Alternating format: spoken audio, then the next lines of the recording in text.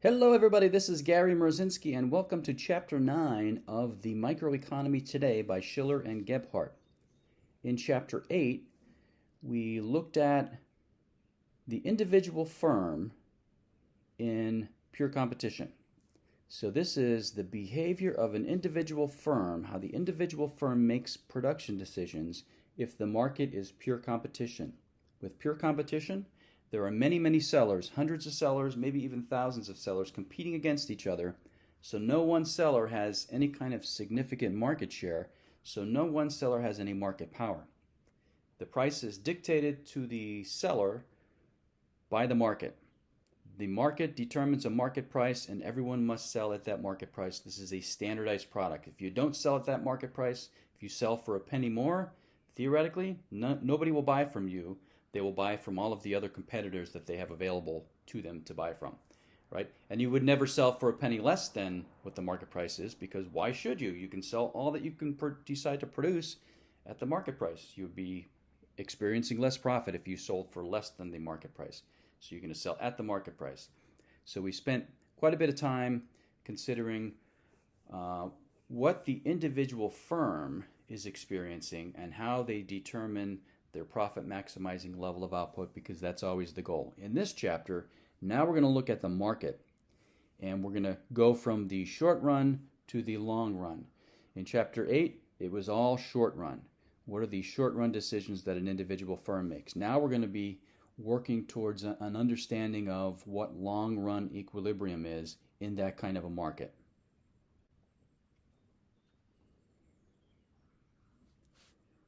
It's possible that in a purely competitive market, at some point, the average firm is profitable.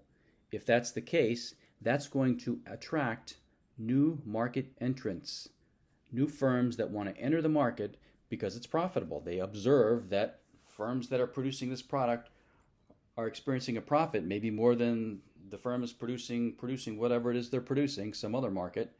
And so they're going to decide to enter this market and produce this product. As that happens, it shifts the market supply curve to the right. Imagine in your mind a market supply and demand curve. What happens when there's an increase in the overall number of sellers? From chapter 3, we remember that makes the supply curve shift to the right. As that happens, what happens to the market price? The market price comes down.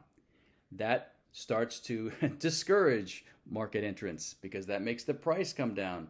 The individual firms experience, as the price goes down, their profits go down. So anyway, that's where we're going, and we're going to be explaining how that process works. Here are the questions that we're going to be answering in this chapter. How are prices determined in competitive markets if it's pure competition? How does competition affect the profits of a firm or industry? Increased competition or decreased competition? And what does the society gain from market competition? I think I've mentioned this already, but in the spectrum of market structures where there could be many, many, many sellers, hundreds or thousands of them, all the way down to just one seller, that would be monopoly, I think you know by instinct that it's better to have many, many sellers. The more competition, the better. That's best for society. Well, we'll be explaining why that's the case from an economics point of view. Remember from chapter 8 that each firm's marginal cost curve is its supply curve, because you're always going to be producing somewhere on that marginal cost curve where the price or demand curve is intersecting with marginal cost. And recall from chapter 3 that each firm, each seller, has a supply schedule which shows at each possible price the quantities that firm would supply to the market.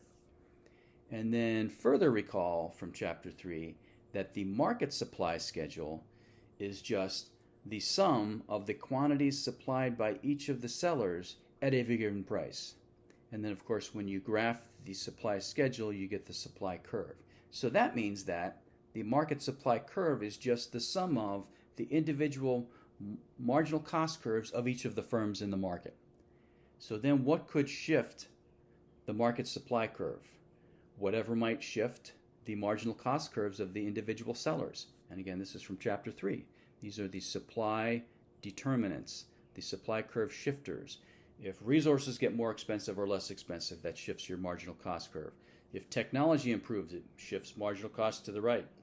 If firms' expectations about the future market price are pessimistic or optimistic, it could shift the market supply curve. Taxes and subsidies, we talked about all of these things in Chapter 8 and as long ago as Chapter 3.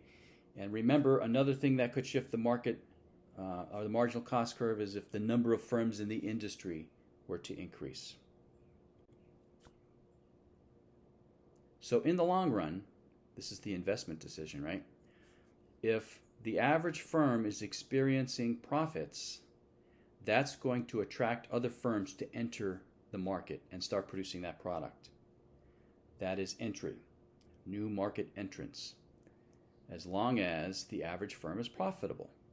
That lures other firms.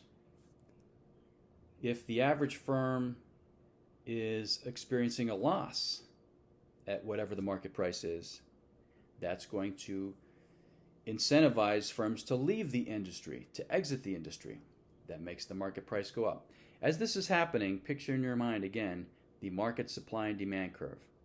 As firms enter the market, because the average firm is profitable, it shifts that supply curve to the right. That makes the price go down.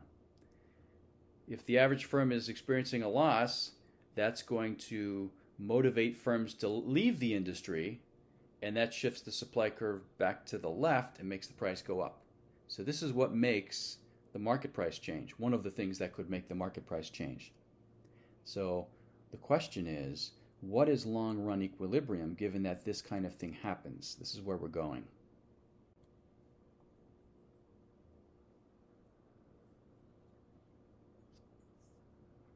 And this is just further explaining what I just discussed on the previous slide. Again, this is a good summary. If the average firm is profitable, this attracts new firms. This shifts the market supply curve to the right. This makes the price come down. This makes individual firms less profitable. That halts new entries. The market will stabilize at the lower price. But maybe it goes too far. Maybe too many firms enter the industry. So the market supply curve has shifted too far to the right, which makes each of the individual demand curves for the individual firms drop so low that they're experiencing a loss, a negative profit. If that happens, that drives out firms. Firms don't want to be producing at a loss. That shifts the market supply curve back to the left. The market stabilizes at the higher price, fewer producers, and zero economic profits. That sounds funny. Zero economic profits. We'll come back to that. These graphs show you on the left the market supply and demand curve, on the right the individual firm. So remember, the individual firm, its demand curve is horizontal because it is a price taker. That price is P2 in this example. That is dictated by the market. And let's say on the left, we'd be going backwards here, I guess, but let's say this anyway. The price is P2, so we're looking at the solid supply curve, not the dashed one, but the solid one that's to the right. All right? If that's the situation, then the price is P2, and the average firm on the right is profitable, right? You would produce where there's the intersection of the demand curve, the marginal revenue curve, and marginal cost. You would produce quantity Q2, and you can see at that price, you are profitable because average total cost is I can't see something more than P3, but profit is represented by that orange rectangle, right? So you are profitable. That would attract market entrance. That would make the supply curve shift further to the right. What if it were to shift to the left and shift to the dashed supply curve where that's positioned? That would make the price go up. And that would be good. That would make this firm more profitable, right?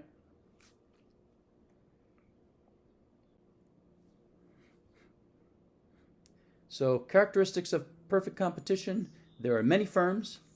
So each is small relative to the industry. Each has negligible market share. None of them have market power for that reason. They're producing standardized products. You can't tell the difference between one and another. Agricultural products, dairy products are examples.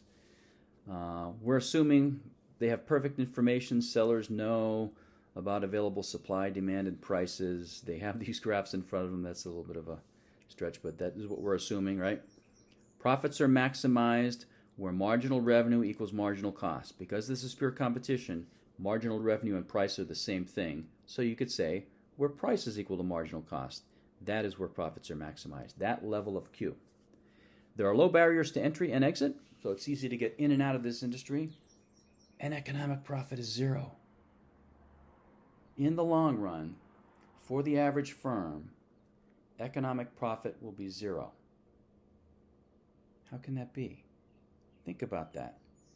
You might recall in Chapter 7, I explained something to you and then told you this is going to be the answer to a question that's coming up in a few chapters. And this is what I was talking about. For the individual firm, the average firm, in a market that is pure competition, in the long run, they will experience economic profit equal to zero. How can they be happy with that? Well, here's the trick. It's not really a trick, but here's the answer. If economic profit is zero, remember that an economist, when calculating economic profit, they have total revenue, and they subtract explicit costs and also subtract implicit costs, which include opportunity costs. Not just accounting profit, which is a larger number. Accounting profit only considers explicit costs. An economic profit considers explicit costs plus also implicit costs as costs. One of those implicit costs is normal profit. Normal profit is, you consider that to be a cost, an opportunity cost.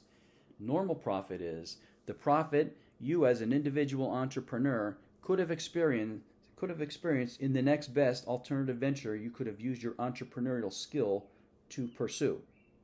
You expect some amount of payment for applying your entrepreneurial skill and the risk that you're taking, whatever amount that would be per unit time. That is normal profit. You should expect to receive that. That is included as an implicit cost. So even if economic profit is zero, the owner of the firm, the entrepreneur, is being compensated because you are receiving normal profit. That is the answer to why a firm would be happy with a situation where economic profit is zero. Of course, you would be even more happy if economic profit were a positive number, but you're actually okay with economic profit equal to zeros because this is pure competition, and you are still being compensated for your entrepreneurism. Here are some markets that are similar to pure competition or close to perfect competition. These are many of these agricultural products I can give you as examples. Dairy farming, I mentioned there's thousands of dairy farms just in PA. Now they sell their product not directly to the consumer. They sell their product, there's a supply chain, right? They sell their product to a dairy processor. Now there are fewer dairy processors, so when the dairy processor then is selling to retail outlets like grocery stores, it's much less competitive. It's not pure competition in that market, but still the dairy farm is selling to dairy processors, and there are many, many, many dairy farms. They're competing with the other dairy farms as they do that. T-shirt shops, another example. There are low barriers to entry, very easy to buy the equipment needed to make a T-shirt shop. Dry cleaning businesses. This is a standardized product, right? Isn't it? I'd say for the most part. You know, when you go and pay your $12 to $15 to have a suit dry cleaned, you pretty much don't care where you send it, right? It's a standardized service for the most part. Clothing manufacturing, a little less so. Beauty salons, I guess you could argue that the quality of the product itself could be differentiated. But anyway, these are markets that are similar to pure competition, if not exactly pure competition. Once again, if there are economic profits and the individual firm is profitable and there's low entry barriers, that's going to lure new firms into the market. New market entrants will come in, which shifts the market supply curve to the right, dropping the market price.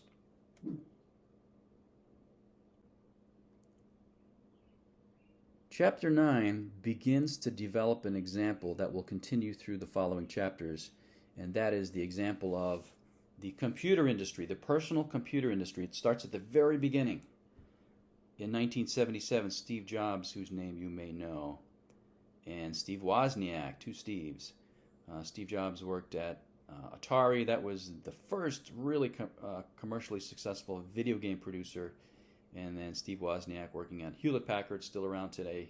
Hewlett-Packard is, and still prominent in the PC and laptop market. They got together and decided to come up with the first commercially attractive small computers that an individual person would be interested in buying and using. Computers were owned by businesses prior to this, so this would be the first personal computer. And this was called the Apple I. They only made 100 of them, and they didn't really have a production facility of their own. They did what they could and produced 100 of them. They sold quickly to technical type people like engineers and programmers. And this proved to them that they should scale this up and this should become a business, and then they formed Apple Computer Company. This was the Apple I. Really, it's just a box of electronics. Nothing very glamorous about this. Nothing very user-friendly. It was not user-friendly.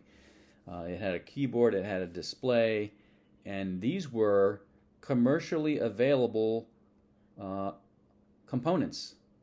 They did not own the proprietary technology of the components. Anybody could have bought these components, wired them together in integrated circuits like this, and produced this. And that's a key. Because of that, it was easy for others, once this was successful, to replicate this or come up with their own version of this, to sort of follow their lead, which means there were no significant barriers to entry. So then they decided to scale up and produce the Apple II. And this was the first mass-produced personal computer. Again, just a basic keyboard with an operating system that allowed users to write programs. So it was not user-friendly for the average person, and all of the applications that we use our personal computers for now, none of that existed yet. This was really just a machine which allowed you to write computer programs, but still something that was very valuable to people that did this kind of thing. It was affordable.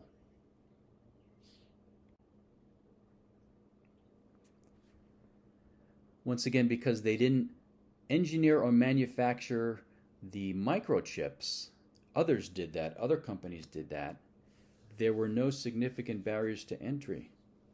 Other firms could start producing computers and sort of follow their lead. They wouldn't maybe produce exactly the same one, but they saw how Apple did it, and they started producing their own, and we'll talk shortly about who those competitors were. Here's one of them, Tandy, which was a Radio Shack brand, began to produce and sell their first personal computer in 1978. This is what the individual firm might have experienced in 1978 in terms of revenue and cost data. So all the way to the left, this is Q. This is the number of PCs you could produce in a month. And we're increasing by 100 computers in each case. You wouldn't be increasing by one if you're doing some sort of large-scale production. So you can see we're increasing by 100. The price is $1,000 because we're going to assume that this is pure competition, and that's what the market is dictating to the firms that are producing and selling personal computers. $1,000 per machine. That's the market price, also your marginal revenue.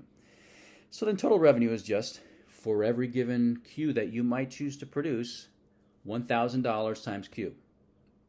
So, and this is all per month. So if you produced 200 per month, then you would have $200,000 in total revenue. You're given total cost for the firm, and you can see how that's increasing at an increasing rate. Total profit is just total revenue minus total cost. All right. You're also given marginal revenue. Remember, this is pure competition, so for the individual firm, marginal revenue is the same as price. That stays the same no matter how much you produce. Look at the marginal cost column. It increases at an increasing rate, right? In the beginning, it's increasing by 100 as you increase output by 100 per month, and then it increases faster. All right, so it increases at an increasing rate. That's what the marginal cost curve should look like. And then average total cost. Is that a U-shaped curve like it should be? It is, right? As we go down the table, that's like going from left to right on the graph because Q is getting larger. So for small Q, if you only produce 100, average total cost is $900. What if you produce 200 per month? Average total cost is $650. It's going down. It goes down, reaches a minimum, and then goes up. So it is a U-shaped curve. Now I'm going to give you the easiest way to identify the profit maximizing level of output. Most of the time, when you're looking at a table of data, most of the time you won't have a column for total profit. You'll just have average cost columns, average fixed cost, average variable cost, average total cost. You might have marginal cost, you'll have marginal revenue, but you don't usually have total revenue and total cost and total profit. I mean, that makes it easy. If you only had marginal revenue, marginal cost, that's all you need. So your eye is going to go right to the column that is marginal revenue, and you're going to be comparing that to the column that is marginal cost. Do you remember the profit maximizing level of output? You should continue to increase Q, and Q is the far left column. And so if you go down the table, you're increasing Q, the amount you're producing per month. Continue to do that as long as the marginal revenue of the increase is greater than the marginal cost of the increase. So for example, if you're producing 300 per month, so on the far left, Q is the far left column, look for 300. Now go across that row. Should you produce 300 per month? Well, if you increase to 300 per month, the marginal revenue of the 300th unit is 1,000. The marginal cost of the 300th unit is 500. So you're adding more to total revenue than you're adding to total cost, which makes profit go up. Yes, you should do it. Should you increase to 400 per month if you're producing 300? Well, the marginal revenue of the 400th unit of output is 1,000. The marginal cost is 600. Yes, you should do it. Marginal revenue is greater than marginal cost, so you're adding more to total revenue than you're adding to total cost, which makes profit go up. You should continue to increase output, increase Q, go down the table. As long as marginal revenue is greater than marginal cost, when they're exactly the same, you stop. Where is marginal revenue equal to marginal cost? Q equal to 600. That's the profit maximizing level of output. Now sometimes if you're given total profit in a column, they'll be equal over two different Qs. It looks like if you produce 500, it's the same as if you produce 600. If you just go by the total profit column, always choose the larger level of output in those cases, okay? If you're looking at marginal revenue versus marginal cost, that will be a specific level of output. So that's why that's easier to use. And of course, graphically, it's very easy to pick out where marginal revenue equals marginal cost. You're just looking for the intersection of two curves.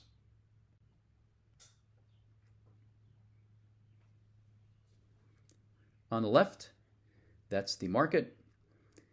And you can see this is 1978, the market price for a personal computer, and there were not a lot of sellers yet. You can see where that market supply curve is positioned, way up at a high price. As more market entrants come into the PC market, more firms start producing these things, it shifts to the right, which makes it go down the demand curve, which makes the price come down. But this was 1978, and look how much profit the individual firm is experiencing. On the right, that's what the individual firm sees. The horizontal demand curve, which is at 1,000, and then you're going to look for the intersection of the horizontal demand curve, which is marginal revenue also, and marginal cost, the blue uphill curve. All right, that says you should produce 600 per month and you can see what the profit situation is. Average total cost if you're producing 600 is $700. The price is 1,000. That means you're experiencing $300 profit per unit times 600 units.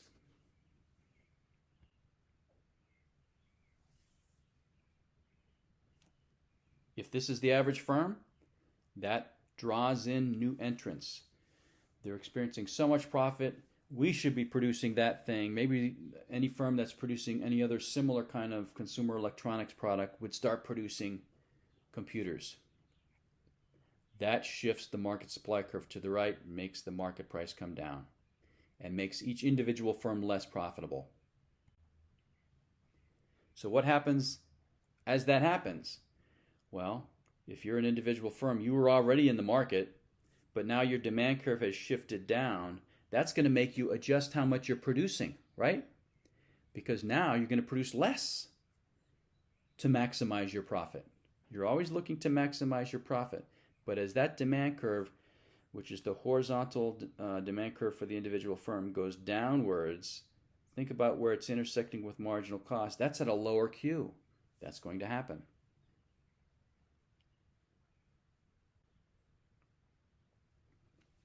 When we get to part B of chapter 9, we're going to further develop this example of the personal computer industry and talk about what happened in the market as more competitors entered and started producing their own versions of the personal computer. Some of these were successful long-term, some were not, and we'll talk about how that worked out too for them.